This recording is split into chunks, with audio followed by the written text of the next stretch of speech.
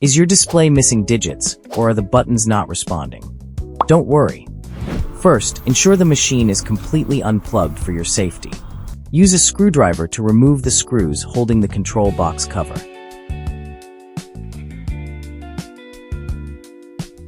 Take a photo first to remember the positions. Carefully unplug the cables connected to the circuit board. Unscrew the old board from the mounting posts and remove it gently. Place your new Delclynee control board.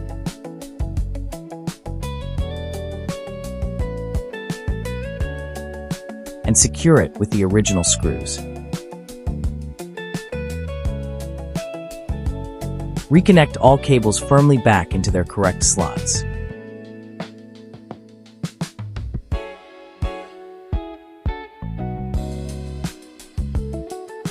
Put the cover back on.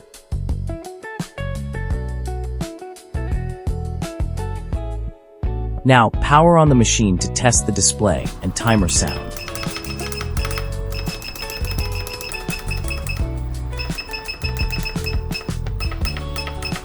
Your heat press is now ready to go. Contact Delclynee support if you need further help.